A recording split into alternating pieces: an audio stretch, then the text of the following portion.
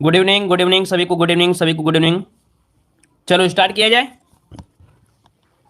चलो तो अब स्टार्ट करते हैं और बेहतरीन तरीके से हम लोग। चलिए, क्वेश्चन दिया गया है, उत्तर प्रदेश के किस जिले में सबसे कम वर्षा होती है? चलिए भाई जवाब दीजिएगा। सबसे कम वर्षा जो होती है वो आपकी कहां पर होती है? सबसे कम वर्षा जो होती है कहां पर होती है? तो देखिए आपका जवाब इनमें से क्या हो जाएगा। ऑप्शन आ रहा है डी नंबर, आपकी मथुरा में होती है। आपकी सबसे क्या होती है? आपकी कम होती है। तो ये बताइए सबसे ज्यादा कहां पर होती है? जल्दी से कमेंट करिए कि सबसे कम वर्षा अगर आपके मथुरा में होती है ना, तो सबसे ज्यादा वर्षा कहां होती है? गोरखपुर में होती है। याद रखिए, अगर सबसे ज्यादा पूछे तो आपका आंसर देना है क्या? गोरखपुर होती है। तो ऑप्शन क्या हो जाएगा यहाँ पर? डी नंबर यहाँ पर राइट हो जाएगा। ठीक है, सबसे कम वर्षा वाला जिला यहाँ पर आपका कौन सा हो जाएगा? मथुरा। सबसे ज्यादा वर्षा वाला आपका तो गोरखपुर हो जाएगा। ठीक है, कितनी होती है तो देख सकते हैं इतना डिफरेंस होता है। अगला क्वेश्चन बताइएगा कि निम्न जिलों में से क्षेत्रफल में सबसे छोटा जिला इनमें से कौन है? सबसे छोटा जिला इनमें से आपका कौन सा हो जाएगा? वाराणसी, जौनपुर, प्रयागराज या गाजीपुर? हमने बताया है कि क्वेश्चन कैसा भी होगा, अगर ऐसा क्वेश्चन मिलता है तो ये 100% है कि आपका आंसर क्या हो जाएगा? यहां पर आपका वाराणसी आपका राइट हो जाएगा। क्लियर हो गया है? अच्छा ये बताइए, अगर सबसे छोटा जिला है तो सबसे बड़ा जिला कौन सा हो जाएगा? सबसे बड़ा जिला कौन सा हो जाएगा? लखीमपुर खीरी। और सबसे छोटा जिला अगर पूछेगा तो क्या बताएंगे? सबसे छोटा बताएंगे तो क्या हो जाएगा भाई? तो देखिएगा कि यहां पर क्षेत्रफल के हिसाब में सबसे बड़ा जिला आपका कौन सा है? लखीमपुर खीरी है। और सबसे छोटा जिला कौन सा है? आपका हापुड़ है। लेकिन विकल्प के अनुसार आपका वाराणसी हो जाएगा। ठीक है, आगे बढ़ते। क्वेश्चन दिया गया है, निम्नलिखित में से किस जिले की सीमा नेपाल से लगती है? बताइए भाई, नेपाल के साथ लगने वाली जो आपकी सीमा है वो आपकी कौन सी है? गोरखपुर, महाराजगंज, बलिया और बस्ती? चलिए, इनमें से कौन लगता है जो आपके नेपाल की सीमा से लगती है? चलिए, आपका महाराजगंज। तो देखिए आपका जवाब बिल्कुल सही है कि आपके नेपाल के साथ जो सीमा बनाता है वो आपका महाराजगंज बनाता है। महाराजगंज हमने आपको बताया था उत्तर प्रदेश के 7 जिले हैं जो नेपाल के साथ साझा करते हैं। इनमें से महाराजगंज, सिद्धार्थनगर, बलरामपुर, श्रावस्ती, बहराइच, लखीमपुर खीरी और पीलीभीत, ये जो क्रम है वो आपका कैसा है? तो याद रखिएगा, पूरब से पश्चिम, अर्थात यहाँ पर ऐसे आपके जाते हैं इस प्रकार से। तो आपका पूरब में आपको मिलता है आपका कौन सा? महाराजगंज। और पश्चिम के हिसाब से देखा जाए तो आपका कौन सा? तो पीलीभीत मिलते हैं। याद रखिएगा, ठीक है ना। चलिए आगे बढ़ते हैं। क्वेश्चन दिया गया है, निम्न में से किस राज्य से उत्तर प्रदेश की सीमा नहीं लगती है? उत्तर प्रदेश की सीमा नहीं लगती, जवाब देना है। चलिए भाई, good evening, good evening, good evening का है इतना भयंकर कॉपी पेस्ट कर रहे हो भैया? गुड इवनिंग बहुत बहुत हो गया, गुड इवनिंग और वेरी वेरी गुड इवनिंग बस। चलिए बताइएगा कि उत्तर प्रदेश की सीमा नहीं लगती है किसके साथ? तो आपका देखिए हमने बताया था सेम टू सेम ऐसा ही जवाब मिलेगा आपका। क्या? पंजाब। ऑप्शन बन जाएगा आपका बी नंबर, पंजाब। अगला क्वेश्चन आपसे दिया गया है, देखिएगा यहां पर अगला क्वेश्चन दिया गया है, कर आप अच्छा देखो, सबसे पूछे कि सबसे अधिक सीमा लगती है मध्य प्रदेश से, 11 जिलों से लगती है, आपको याद रख लेना है। ठीक है, सबसे कम सीमा लगती है हिमाचल प्रदेश के साथ, याद रखिएगा सिर्फ सहारनपुर जिला है जो आपके सबसे कम सीमा बनाता है। ठीक है, आगे बढ़ते। क्वेश्चन दिया है, सोनभद्र जिले को स्पर्श करती है, आपको बताना है कौन सी रेखाएं, ये कितने राज्य हैं? चलिए, सोनभद्र जिले को स्पर्श करती हैं कितनी राज्यों की यहाँ पर सीमाएं हैं? चलिए, ऑप्शन आ रहा है आपका यहाँ पर, देखिए सी नंबर। एक भी क्वेश्चन किसी का गलत नहीं होना चाहिए। अगर एक क्वेश्चन गलत हो गया तो समझो पूरा का पूरा जितना वीडियो में क्वेश्चन होंगे सभी गलत हो गए। यहाँ पर आंसर आपका सी हो जाएगा। आपके 4 राज्यों की सीमा से लगता है जो आपका सोनभद्र जिला है। याद रखिएगा, इनमें से आपको हमने बताया था कि जो आपका बिहार है और आपका एमपी है ये तो आपको पता है, इन्हें से अलग हुए झारखंड और आपका छत्तीसगढ़। तो ऑप्शन हो जाएगा यहाँ पर आपका कौन? तो आपका सी हो जाएगा। अगला क्वेश्चन दिया गया है, उत्तर प्रदेश की सीमा भारत के कितने राज्यों से मिलती हैं? चलिए बताइएगा, उत्तर प्रदेश की सीमा कितने राज्यों से मिलती है, इसका आंसर आपको देना है। चलिए, क्या जवाब देंगे? 9 देंगे, 8 देंगे? जब ऐसी सिचुएशन आपके पास आती है तब आप लोग कंफ्यूज होते हैं क्या जवाब देंगे। तो आंसर हो जाएगा आपका यहाँ पर बी नंबर, आपका 8 हो जाएगा। क्या हो जाएगा? 8 हो जाएगा।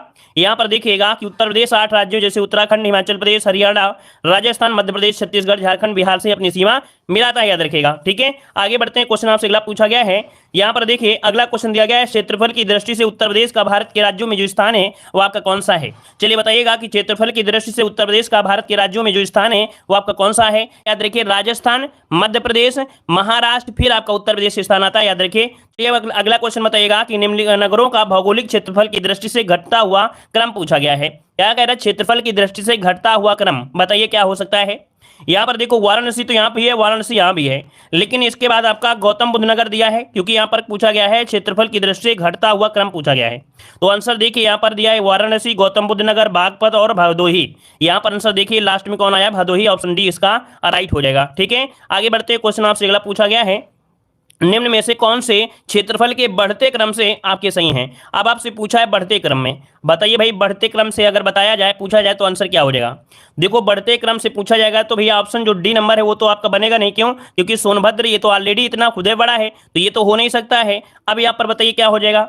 तो यहाँ पर देखो, जो आपके लास्ट में सोनभद्र आ रहा है, सोनभद्र इसमें आ रहा है, सोनभद्र इसमें आ रहा है।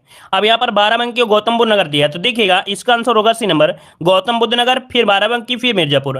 मतलब पहले आता है गौतम बुद्ध नगर का नाम, इसके बाद आता है बाराबंकी का नाम, फिर इसके बाद मिर्जापुर, आपका सोनभद्र। तो ऑप्शन हो जाएगा सी नंबर हो जाएगा। अगला क्वेश्चन आपसे यहाँ पर दिया गया है, कह रहा आपसे यहाँ पर क्वेश्चन कि निम्नलिखित में से किससे उत्तर प्रदेश की सीमा नहीं लगती है? तो उत्तर प्रदेश की सीमा नहीं लगती है, जो कि हमने बताया था, सेम टू सेम आपका ऑप्शन इसी प्रकार से मिलता है, तो आपका पंजाब ऑप्शन बी हो जाएगा। अगला क्वेश्चन आपसे यहाँ पर दिया गया है, चलिए क्वेश्चन आपके अगला है, निम्नलिखित में से सर्वाधिक क्षेत्रफल वाला जिला इनमें से कौन है?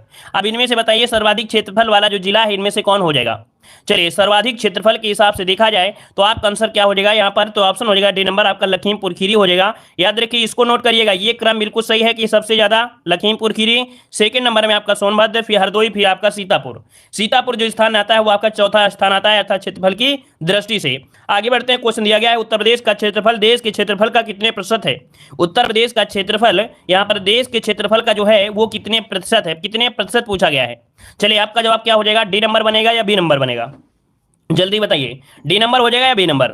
चलिए देखिए, ऑप्शन हो जाएगा आपका यहाँ पर डी नंबर, है ना। यहाँ पर आंसर बनेगा डी नंबर, आपका 7.3%। कितना? यहाँ पर 7.3% ऑप्शन बनेगा डी नंबर, यहाँ पर राइट हो जाएगा। अगला क्वेश्चन आपसे दिया गया है, क्षेत्रफल की दृष्टि से उत्तर प्रदेश का भारत के राज्यों में जो स्थान है वो आपका कौन सा है? तो भाई क्षेत्रफल के हिसाब से पूछा है, आंसर क्या हो जाएगा? यहाँ पर चतुर्थ स्थान हो जाएगा, बी नंबर, यहाँ पर राइट हो जाएगा। आगे बढ़ते, क्वेश्चन आपसे दिया है, उत्तर प्रदेश की सीमा भारत के कितने राज्यों से मिलती है? ये बताइएगा कि उत्तर प्रदेश की सीमा भारत के कितने राज्यों से मिलती है। यहाँ पर आंसर क्या हो जाएगा? तो आपका जवाब क्या हो जाएगा? हमने बताया था कि पीसीएस मुख्य परीक्षा में क्वेश्चन पूछा गया था और आंसर सही किया गया था आपका 8 ही, तो आंसर क्या हो जाएगा? सी नंबर यहाँ पर हो जाएगा। ठीक है, आगे बढ़ते, क्वेश्चन आपसे अगला पूछा गया है, कह रहा आपसे यहाँ पर क्वेश्चन कि निम्नलिखित में से किस जिले को अंतरराष्ट्रीय सीमा स्पर्श नहीं करती है?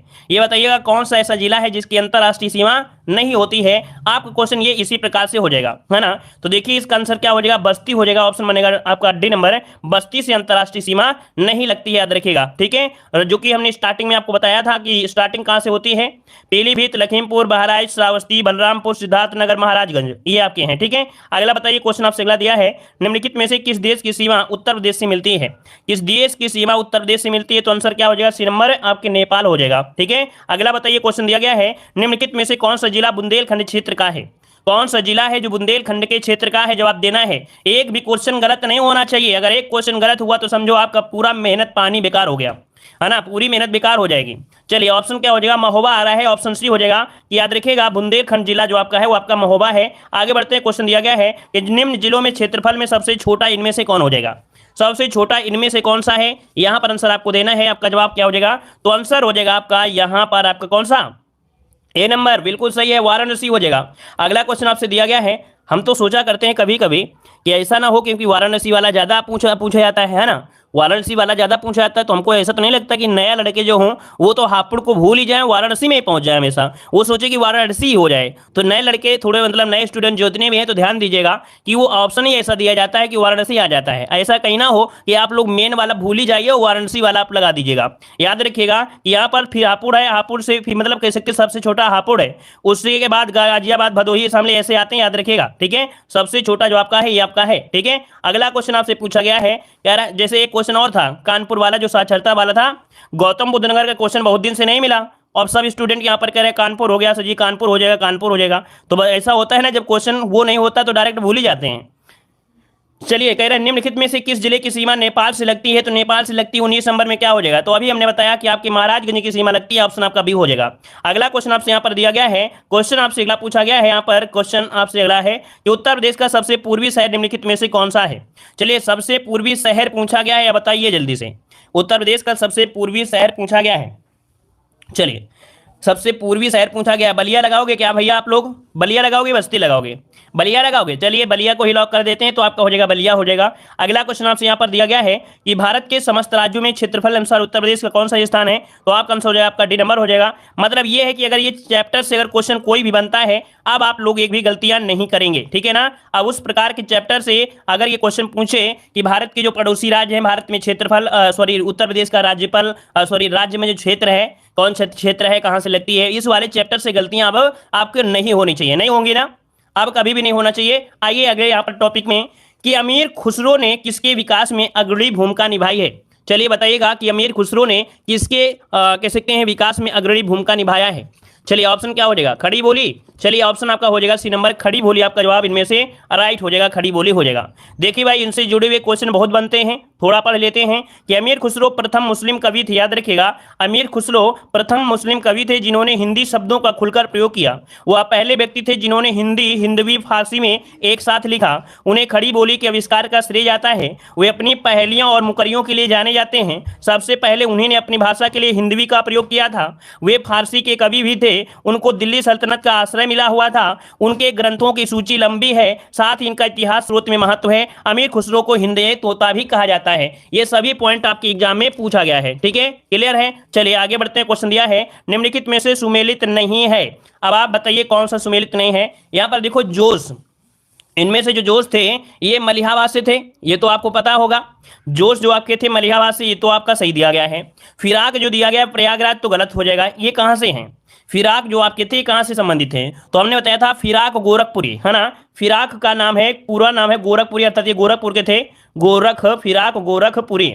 अच्छा गोरखपुरी, इनका पूरा नाम बताइए क्या हो जाएगा। इनका जो मेन नाम है, इनका जो मूल नाम था गोरखपुरी का, अर्थात फिराक गोरखपुरी का मूल नाम जो पूछा गया है, ये आपसे अगर पूछ ले कि मूल नाम क्या था, ये क्या था बताइए। फिराक गोरखपुरी का मूल नाम बताइए जल्दी से कि मूल नाम इनका क्या था।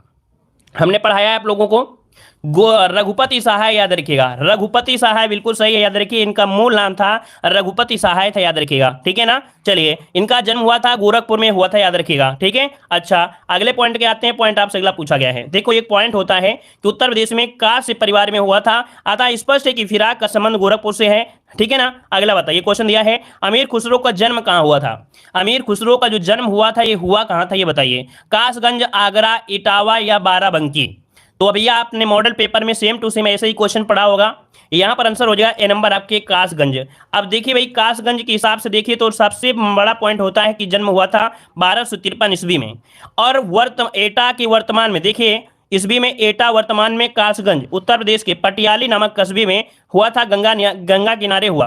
वे मध्य एशिया के लालन जाति के तुर्क सैफुद्दीन के पुत्र थे और लाचन जाति के तुर्क चंगेज खां के आक्रमणों से पीड़ित होकर बलवन के राज्यकाल में शरणार्थी के रूप में आकर ये बस गए थे, ठीक है। इसका स्क्रीनशॉट लीजिएगा, थोड़ा सा एक बार पढ़ लीजिएगा तो आपको आराम मिल जाएगी। जल्दी से इसकी स्क्रीनशॉट लीजिएगा, स्क्रीनशॉट जल्दी लीजिए और आगे बढ़ते हैं। क्वेश्चन दिया गया है निम्नलिखित में से सुमेलित नहीं है। सुमेलित नहीं है, जवाब देना है। चलिए अमीर खुसरो, अलाउद्दीन खिलजी, बाणभट्ट, हर्षवर्धन, हरिसेन चंद्रगुप्त प्रथम, कालिदास चंद्रगुप्त द्वितीय। जवाब दीजिए क्या हो जाएगा। तो देखिए भाई हमने आपको पढ़ाया था और बताया था हरिसेन। हरिसेन हमने कल आपको जीके वाली क्लास में बताया था। हरिसेन जो आपके हैं ये समुद्रगुप्त के आपके थे, अर्थात समुद्रगुप्त की वीरता का वर्णन इन्होंने किया है। तो ऑप्शन सी नंबर आपका गलत हो जाएगा। आगे बढ़ते हैं। क्वेश्चन आपसे अगला पूछा गया है गौतम बुद्ध का जन्म हुआ था। गौतम बुद्ध का जो जन्म हुआ था ये कहां हुआ था, जवाब दीजिएगा। चलिए गौतम बुद्ध का जो जन्म हुआ ये कहां हुआ था, जवाब देना है। आपका आंसर यहां पर सही क्या हो जाएगा। चलिए भाई जवाब यहां पर आपका सही क्या हो जाएगा, फटाफट जवाब दीजिएगा। चलिए तो देखिए भाई यहाँ पर गौतम बुद्ध का जन्म की अगर हम बात करते हैं तो आपकी हुआ था लुम्बिनी में। कहाँ हुआ था, आपके लुम्बिनी में हुआ था। ऑप्शन आपका डी हो जाएगा लुम्बिनी, जो कि आपका नेपाल में कब हुआ था, 563 ईस्वी पूर्व में हुआ था। याद रखिएगा इक्ष्वाक वंशी या क्षत्रिय शाक के कुल के राजा थे। याद रखिए कभी कभी क्वेश्चन पूछ लेता है कि इक्ष्वाक वंशु या बोल देते हैं क्षत्रिय शाक के कुल के राजा शुद्धोधन के घर में हुआ था। इनकी माता का नाम महामाया, जो कि कोली वंश की क्या थी, है ना, महारानी थी। आगे बढ़ते हैं। क्वेश्चन आपसे अगला पूछा गया है उर्दू शायरी में फिराक गोरखपुरी के नाम से जो प्रसिद्ध है वहां के कौन है। चलिए क्वेश्चन अभी आपने पूछा था, है ना, कि यहां पर उर्दू शायरी में फिराक गोरखपुरी का जो मूल नाम है वो क्या हो जाएगा, तो रघुपति सहाय हो जाएगा। ऑप्शन बनेगा आपका डी नंबर। अगला क्वेश्चन आपसे यहां पर दिया गया है कि निम्न युग्मों में से कौन सही नहीं है। निम्न युग्मों में से कौन सही नहीं है। चलिए देखिए चंद बरदाई दिया, चंद बरदाई पृथ्वीराज रासो सही है। अब्दुल रहमान ये कह रहे हैं हमीर रासो। तो हमीर रासो हिंदी का एक रासो ग्रंथ है। इसके रचयिता है सारंगधर। याद रखिए यहां पर जो आपका है ये वाला अब्दुल रहमान वाला ये गलत हो जाएगा। याद रखिएगा कि हमीर रासो एक हिंदी कह सकते हैं कि एक रासो ग्रंथ है। इसके रचयिता है हम लिख दे रहे हैं यहाँ पर नाम लिख लीजिएगा, इनको नोट करिएगा, सारंगधर, ठीक है, सारंगधर ये इनका नाम है, याद रखिएगा। वहीं पर नरपतिनाल, विशालदेव रासो, जगनिक आपके आलाखंड, ठीक है, याद रहेगा। आगे बढ़ते हैं, क्वेश्चन आपसे अगला पूछा गया है। यहाँ पर देख सकते हैं कि हम्मीर रासो हिंदी का एक रासो ग्रंथ है, इसके रचयिता है सारंगधर। इसमें रणथंभौर के राजा हम्मीर का चरित्र वर्णन है। यह अहिरवाटी बोली की एक रचना है, ठीक है। अगला क्वेश्चन दिया गया है, सिंहासन बत्तीसी के रचनाकार इनमें कौन हो जाएंगे? सिंहासन बत्तीसी के रचनाकार पूछा गया है, तो सिंहासन लल्लू लाल यहाँ पर ऑप्शन आ रहा है। बिल्कुल सही जवाब है, याद रखिएगा कि यहाँ पर आंसर हो जाएगा बी नंबर, लल्लू लाल आपका जवाब यहाँ पर राइट हो जाएगा, लल्लू लाल हो जाएगा, ठीक है। और अगला क्वेश्चन दिया है, हिंदी में किसे हिंदी खड़ी बोली का जनक माना जाता है? बताइएगा कि किसे हिंदी खड़ी बोली का जनक माना जाता है। आपका आंसर इनमें से क्या हो जाएगा? तो भैया आपका जवाब हो जाएगा ए नंबर, ये हैं आपके अमीर खुसरो हैं। कौन है? अमीर खुसरो, ऑप्शन बन जाएगा ए नंबर, यहाँ पर राइट हो जाएगा, ठीक है। चलिए आगे बढ़ते हैं, क्वेश्चन आपसे अगला पूछा गया है। देखो अभी हमने बताया था कि अमीर खुसरो प्रथम मुस्लिम कवि थे जिन्होंने हिंदी शब्दों को खुलकर प्रयोग किया था, है ना, क्लियर है ना। और यहाँ पर आगे बढ़ते हैं, देखो यहाँ पर एक पॉइंट होता है, उन्हें खड़ी बोली के आविष्कार का श्रेय भी दिया जाता है। अगर क्वेश्चन पूछे तो आपको आंसर लगा देना है। आगे बढ़ते हैं, क्वेश्चन दिया गया है, निम्नलिखित में से कौन एक सही सुमेलित नहीं है? सही सुमेलित नहीं है। अब आप सुन दीजिए, अमीर खुसरो पटियाली कासगंज सही है, मिर्जा गालिब आगरा सही है, जोश मलिहाबाद सही है, फिर फिराक नहीं है भाई, फिराक से गोरखपुर है, जिगर, जिगर आपके नहीं है भाई, यहाँ पर जिगर मुरादाबाद से है ना। यहाँ पर देखिए ऑप्शन डी नंबर आपका गलत हो जाएगा। जो जिगर का संबंध है ये आपके मुरादाबाद से संबंधित है, मुरादाबाद से संबंध है इनका, याद रखिए मुरादाबाद से है, ठीक है। आगे बढ़ते हैं, क्वेश्चन आपसे अगला पूछा गया है। चलिए हाँ देखिए, एक पॉइंट और नोट कर लीजिएगा कि जिगर मुरादाबादी का एक और नाम है, अली सिकंदर के नाम से भी जाने जाते हैं। जो आपके जिगर हैं मुरादाबादी, इनका एक नाम है अली सिकंदर है, याद रखिएगा, अली सिकंदर है, याद रखिएगा, ठीक है। आगे बढ़ते हैं, क्वेश्चन दिया है सुमेलित, सही सुमेलित बताइएगा। चलिए यहाँ पर सुमेल कर लीजिए जल्दी से। यहाँ पर देखो दिया गया है, जैनेन्द्र कुमार आपके हठी हम्मीर, जयशंकर प्रसाद कंकाल, मिलान करिए, इसका मिलान इनमें से क्या हो सकता है? तो देखिए भाई जैनेन्द्र कुमार है, यहाँ पर जैनेन्द्र कुमार है जिनका संबंध है सुनीता से, इसका संबंध हो जाएगा सुनीता से, यहाँ पर आपका 4 हो जाएगा। जयशंकर प्रसाद आपके ध्रुव स्वामी है ना, इसका आपका हो जाएगा 3 हो जाएगा। प्रताप नारायण मिश्र जो कि हठीठ हम्मीर हो जाएगा, यहाँ पर इसका 1 हो जाएगा। और जयशंकर प्रसाद आपका है क्या? कंकाल है। तो भाई आपको तो पता है कि यहाँ पर जयशंकर प्रसाद वाला और आप लोग दोनों को कहीं ना कहीं आप नोट कर सकते थे। अब यहाँ पर देखा जाए तो इसका हो जाएगा 2 हो जाएगा। अब देखो जयशंकर प्रसाद के 2 हैं, तो आप किसी भी हिसाब से ऑप्शन के अनुसार रख सकते थे। तो 4 3 1 2, 4 3 1 2 ऑप्शन क्या हो जाएगा? 4 3 1 2 ऑप्शन यहाँ पर आपका बी नंबर यहाँ पर राइट हो गया। हाँ यहाँ पर हो सकता है कि जयशंकर प्रसाद दूसरा हो जाता, लेकिन दूसरा में ना मिलता, ठीक है, इस कारण से ऑप्शन हो जाएगा बी नंबर। अगला क्वेश्चन आपसे यहाँ पर देखो, इसका स्क्रीनशॉट लीजिएगा जल्दी से इसके स्क्रीनशॉट लीजिएगा। चलिए अगला क्वेश्चन आपसे दिया, निम्नलिखित युग्मों में से कौन सुमेलित नहीं है? सुमेलित नहीं है बताइएगा। अमीर खुसरो पटियाली कासगंज, मिर्जा गालिब आगरा सही है, जोश मलियाबाद सही है, राम प्रसाद बिस्मिल दिया गया जो कि 2021 में क्वेश्चन पूछा गया है। 2021 में क्वेश्चन पूछा गया था, बताइए यहाँ पर क्या हो जाएगा भाई? चलिए यहाँ पर जो आप देना है आपका 12 नंबर में 12 का आंसर क्या हो जाएगा? चलिए राम प्रसाद बिस्मिल दिया है, और राम प्रसाद बिस्मिल का बताइए क्या हो सकता है? चलिए तो चलिए यहाँ पर देखिए आपका आंसर क्या हो जाएगा, आपका यहाँ पर डी नंबर हो जाएगा, राम प्रसाद बिस्मिल प्रयागराज। ये प्रयागराज से नहीं थे, राम प्रसाद बिस्मिल प्रयागराज से नहीं थे, है ना। ये थे कहाँ से जल्दी से बताइए? शाहजहांपुर, बिल्कुल सही है, शाहजहांपुर से हो जाएगा, याद रखिए शाहजहांपुर से थे, याद रखिएगा। इनका जो संबंध है वो आपके शाहजहांपुर से था, ठीक है। चलिए आगे बढ़ते हैं, क्वेश्चन आपसे अगला पूछा गया है, किस कारागार में पंडित राम प्रसाद बिस्मिल को फांसी दी गई थी? ये क्वेश्चन आपका पूछा गया था, है ना, आरओ एग्जाम में क्वेश्चन आपका आया था, याद रखिए। बताइए जल्दी से क्या हो जाएगा कि किस कारागार में पंडित राम प्रसाद बिस्मिल को फांसी दी गई थी? ऑप्शन क्या हो जाएगा? सी नंबर, गोरखपुर से, याद रखिए, गोंडा में नहीं, ये आपके कहां पर? गोरखपुर में हुई थी, गोरखपुर में, याद रखिएगा कि आपके गोरखपुर जेल में 19 दिसंबर 1927 को फांसी दी गई थी, याद रखिएगा। आगे बढ़ते क्वेश्चन आपसे अगला पूछा गया है कि बुद्ध ने अपने जीवन की अंतिम वर्षा कहां बिताई थी? चलिए इस क्वेश्चन को देखते हैं कितने लोग सही दे पाएंगे। वैसे भी इस क्वेश्चन को हमने बहुत बार पढ़ाया भी है और बताया भी है। अब आप लोग बताइए कि आपका आंसर इनमें से क्या हो जाएगा कि बुद्ध ने अपने जीवन की अंतिम वर्षा ऋतु कहां पर बिताई थी? चलिए वैशाली में बिताई थी, या श्रावस्ती में, या कुशीनगर में? चलिए ऑप्शन आ रहा है ए नंबर, काफी लोग ए नंबर दे रहे हैं और काफी लोग यहाँ पर बी भी दे रहे हैं। चलिए भैया देखिए इसका आंसर जो बनेगा क्या हो जाएगा? आंसर होगा बी नंबर, वैशाली हो जाएगा। क्या हो जाएगा भाई? वैशाली, इसका ऑप्शन बनेगा बी नंबर, यहाँ पर वैशाली हो जाएगा। किंतु उन्होंने देखिए गौतम बुद्ध की मृत्यु कुशीनारा में अर्थात कुशीनगर में हुई थी, लेकिन उन्होंने अंतिम वर्षा वैशाली में ही बिताई थी, तो ऑप्शन आपका हो जाएगा वैशाली हो जाएगा, ठीक है ना। अच्छा ये एक क्लास थी हिंदी वाली क्लास में, एक कमेंट आया था कि सर ये बताइए कि जो बच्चे कहा करते हैं कि जैसे हम क्वेश्चन पढ़ते हैं कि राष्ट्र कवि मैथिली शरण गुप्त का जन्म कहाँ हुआ था, तो आप लोग जवाब देना शुरू कर देते हो, तो हम आपके जवाब को बोल रहे थे कि हाँ ऑप्शन बी आ रहा है, लगभग सभी का सही है, तो ऑप्शन नंबर आपका ये सही हो जाएगा, ऐसे हमने बोला बोला करते हैं। तो एक स्टूडेंट कह रहा था मॉर्निंग में कि सर जो बच्चे कमेंट किया करते हैं ज़्यादा से ज़्यादा क्या वही आंसर आप लगा देते हो, अपने दिमाग से लगाते हो कि नहीं लगाते हो? अरे हमने कहा कि अब हमारी आदत भी हो गई है और बच्चे भी क्या है, बच्चे लगातार वैसा सही सही जवाब भी देते हैं भाई, लगातार बच्चे को इतना आने लगा है कि बच्चे वही जवाब ही देते हैं, तो भाई बच्चों के हिसाब से थोड़ा हम लगा देंगे, हम तो ऑप्शन के हिसाब से लगाएंगे, लेकिन बच्चे इतने होशियार हो गए हैं कि ऑलरेडी बच्चे जवाब दे देते हैं। चलिए यहाँ पर देखिए, राष्ट्र कवि मैथिली शरण गुप्त का जो जन्म हुआ कहाँ हुआ था? तो देखिए आपका जवाब 15 नंबर में क्या होगा, एक क्वेश्चन पूछा गया था आपके झांसी में, है ना, ऑप्शन हो जाएगा सी नंबर, झांसी में हुआ था। कब? तो 1886 में, 1886 में वो थे चिरगांव, झांसी में एक जगह पड़ती है चिरगांव, चिरगांव में हुआ था, याद रखिएगा, ठीक है, वैश्य परिवार में। चलिए आगे बढ़ते हैं, क्वेश्चन आपसे अगला पूछा गया है, देखो माता का नाम पूछे मैथिली शरण गुप्त के, अगर पिता का नाम पूछे सेठ रामचरण और माता का नाम था श्रीमती काशीबाई, ठीक है। चलिए अगला बताइए, क्वेश्चन दिया गया है कि हरिवंश राय बच्चन अपने किस काव्य संग्रह के लिए प्रसिद्ध हैं? हरिवंश राय बच्चन अपने किस काव्य संग्रह के लिए प्रसिद्ध हैं? यहाँ पर आंसर बताना है, क्या हो जाएगा? चलिए तो गीतांजलि के हैं क्या भाई, क्या हो जाएगा? सी नंबर हो जाएगा क्या भाई, के डी नंबर होगा? मधुशाला होगा, बिल्कुल सही जवाब है, याद रखिएगा कि मधुशाला के लिए सबसे ज्यादा ख्याति इनको प्राप्ति हुई है। ऑप्शन बनेगा आपका यहाँ पर डी नंबर आपका हो जाएगा कि मधुशाला हिंदी के बहुत प्रसिद्ध कवि लेखक हरिवंश राय बच्चन के आपके अनुपम काव्य आपका, ठीक है। चलिए यहाँ पर देखो एक पॉइंट मिला है कि इसमें 135 रुबाइयां हैं, यानी 4 पंक्तियों वाली कविताएं इसमें आपको देखने को मिलेंगी। आगे बढ़ते हैं, क्वेश्चन आपसे अगला पूछा गया है कि प्रसिद्ध कहानीकार उपन्यासकार धनपत राय को निम्नलिखित में किस नाम से जाना जाता है? बताइए भाई, धनपत राय किसका नाम है? धनपत राय, ये क्वेश्चन आपके पुलिस एग्जाम में पूछा गया था।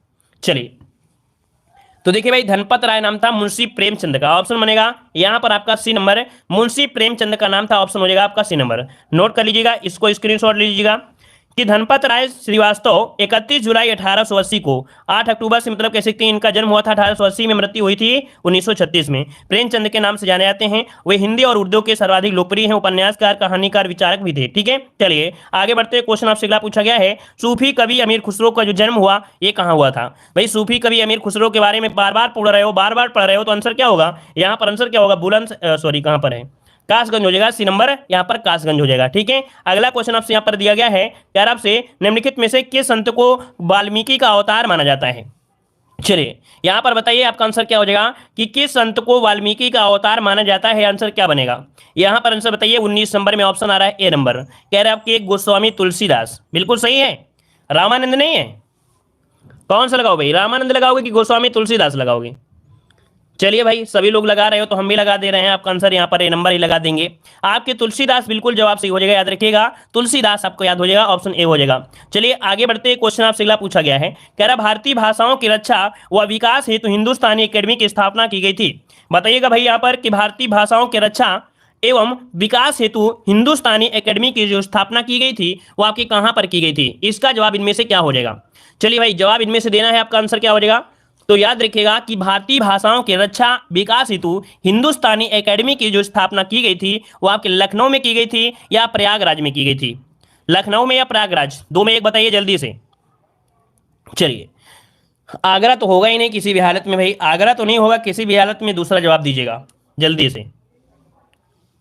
भारतीय भाषाओं की रक्षा व विकास हेतु हिंदुस्तानी एकेडमी की स्थापना की गई। चलिए फंस गए ना सभी बच्चे आज। चलिए भाई यहां पर जवाब दीजिए, क्या हो जाएगा? सब लोग लखनऊ बता रहे थे ना, इसलिए हमें भी सोचना पड़ा कि लखनऊ तो नहीं हो जाएंगे, यहां पर हो जाएगा इलाहाबाद। अच्छा मेरी ससुराल कह रहे हैं, एक बच्चा कह रहा है मेरी ससुराल। चलिए बताइए यहाँ पर आंसर हो जाएगा क्या भाई? डी नंबर हो जाएगा, प्रयागराज में है। याद रखिएगा हिंदुस्तानी एकेडमी जो कि भारतीय भाषाओं की रक्षा और विकास के लिए है वो है आपके प्रयागराज, ऑप्शन आपका डी नंबर यहाँ पर राइट हो जाएगा। आगे बढ़ते हैं, क्वेश्चन आपसे अगला पूछा गया है, देखिए कब की गई थी? तो आपके 1927 में की गई थी। मुख्यालय कहाँ पर है? तो आपके प्रयागराज में है। राष्ट्रभाषा को विश्व की प्रमुख भाषाओं में समकक्ष बैठाना और उसकी सर्वांगीण उन्नति के लिए ये आपका कह सकते हैं स्थापना की गई थी। अगला बताइए, क्वेश्चन दिया गया है कि उत्तर प्रदेश का मुक्त विश्वविद्यालय इनमें से कौन सा है? उत्तर प्रदेश का प्रथम मुक्त विश्वविद्यालय इनमें से कौन हो जाएगा? चलिए जवाब देना है, आपका सवाल सही जवाब क्या हो जाएगा? चलिए ऑप्शन यहाँ पर देखिए, आपका जवाब हो जाएगा सी नंबर, याद रखिए प्रयागराज। और कौन सा नाम है याद रखिए उत्तर प्रदेश में जो आपका है कौन? तो राजर्षि टंडन मुक्त विश्वविद्यालय या राजर्षि पुरुषोत्तम दास टंडन के नाम पर है और इसका स्थायी परिसर इलाहाबाद रिसर्च के फाफा मऊ में है। कहां पर है? फाफा मऊ में। चलिए आगे बढ़ते हैं। क्वेश्चन आपसे अगला पूछा गया है कि बनारस हिंदू विश्वविद्यालय का शिलान्यास किसने किया था। चलिए देखते हैं इस क्वेश्चन का जवाब आप लोगों को याद है कि नहीं याद है, या हमेशा झोंके चले रहते हो। अब बताइए क्वेश्चन नंबर 3 का सही जवाब इनमें से क्या हो जाएगा। सही जवाब देना है, ऑप्शन आ रहा है सी नंबर। चलिए वाह क्या बात है, काफी लोग यहाँ पर सी दे रहे हैं। सर कब पढ़ाते हैं, तो भैया ये क्लास होती है 5:30 बजे, ठीक है। चलिए काफी लोग यहाँ पर सी दिए हैं, लेकिन आपका जवाब क्या हो जाएगा, सी नंबर। चलिए हम आपके ऑप्शन को यहाँ पर लॉक करते हैं, ऑप्शन सी, लेकिन इसे हम गलत कर देते हैं। क्यों? क्योंकि यहाँ पर शिलान्यास दिया गया भाई, यहाँ पर सी नंबर आपका गलत है, शिलान्यास दिया है। हमने बताया था शिलान्यास जो किया था वो आपका लॉर्ड हार्डिंग हो जाएगा। क्या हो जाएगा, लॉर्ड हार्डिंग, और इसका ऑप्शन बनेगा बी नंबर, लॉर्ड हार्डिंग। जिन लोगों ने जवाब दिया है उनका राइट हो जाएगा, ठीक है। सी नंबर मत लगाइए क्योंकि शिलान्यास की बात किया गया है इसलिए, ठीक है ना। चलिए आगे बढ़ते हैं। क्वेश्चन आपसे अगला पूछा गया है, यहां पर अगला क्वेश्चन दिया गया है कि पंडित दीनदयाल उपाध्याय पशु चिकित्सा विश्वविद्यालय कहां पर स्थित है। पंडित दीनदयाल उपाध्याय पशु चिकित्सा विश्वविद्यालय। चलिए इनमें से एक बच्चा कह रहा सर जी आपने उस दिन तो वो बताया था। अरे हम पूरा देखा करो प्रश्न में। कुछ लोगों के होते हैं ना कि जब थोड़ा सा रुक जाते हैं तो उनके डाउट जो दिमाग में होता है वो कचरा निकल जाता है, और जब कचरा निकल जाता है तो नया मेमोरी सेव हो जाती है।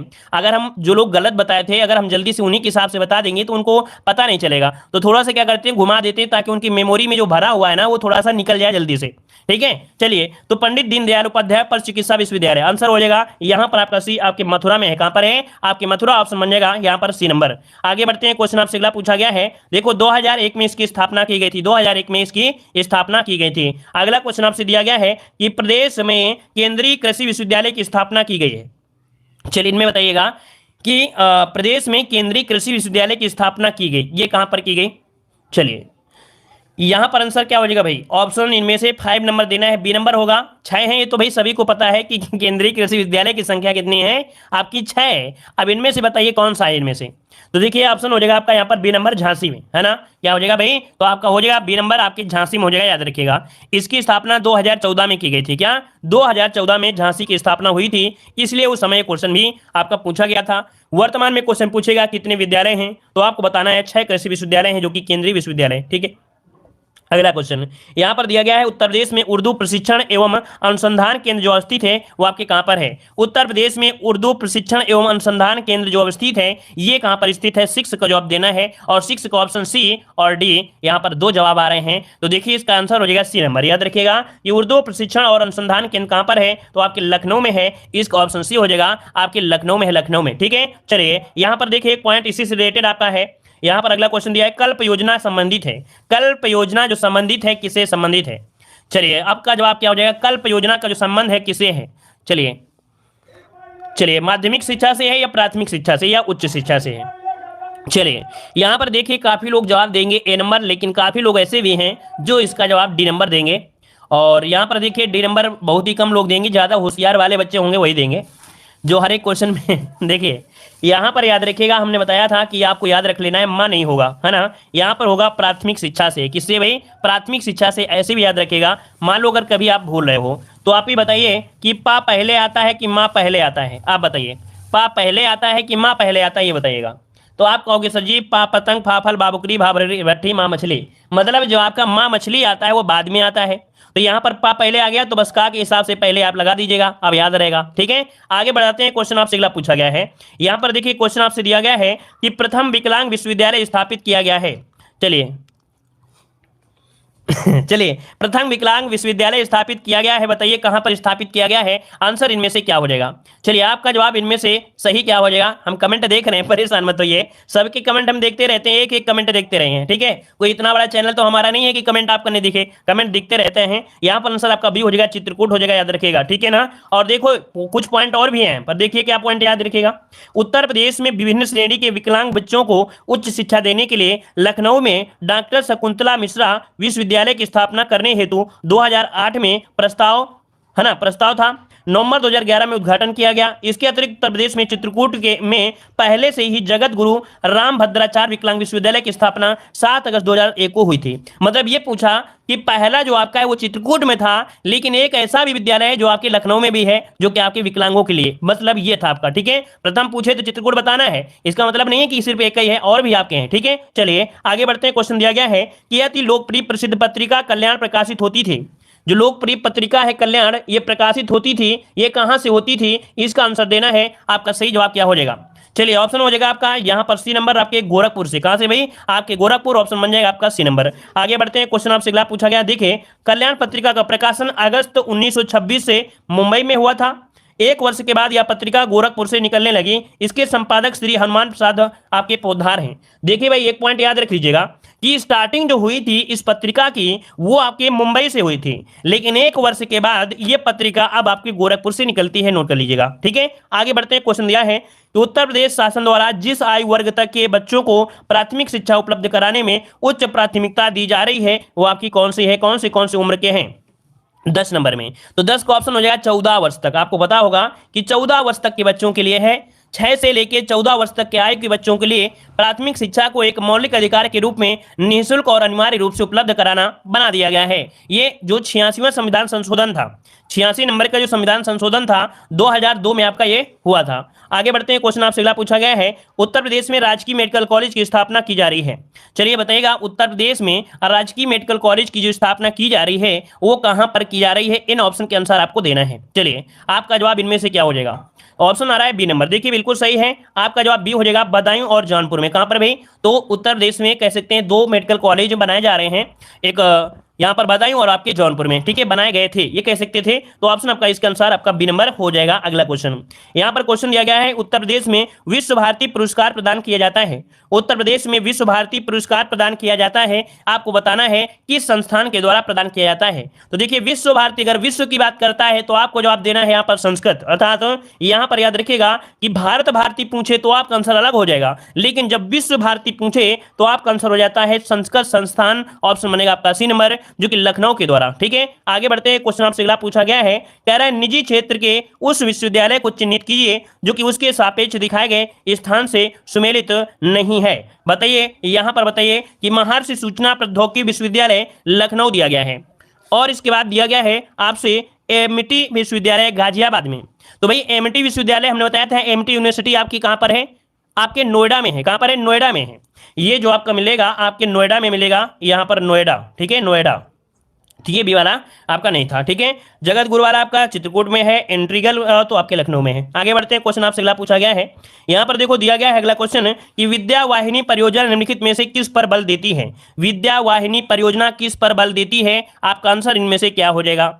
तो देखिए आपका जवाब इनमें हो जाएगा कंप्यूटर शिक्षा पर। किसमें? कंप्यूटर शिक्षा पर बल देती है, जो आपकी कौन सी? आपकी विद्या वाहिनी परियोजना है, याद रखिएगा। ठीक है, और आगे बढ़ते हैं, क्वेश्चन दिया गया है जो कि आपका लास्ट क्वेश्चन है कि उर्दू को राज्य की द्वितीय भाषा के रूप में स्वीकार किया गया। उर्दू को राज्य की द्वितीय राजभाषा के रूप में स्वीकार किया गया, इसे कब स्वीकार किया गया? इसका आंसर आप लोग कमेंट बॉक्स में। धन्यवाद।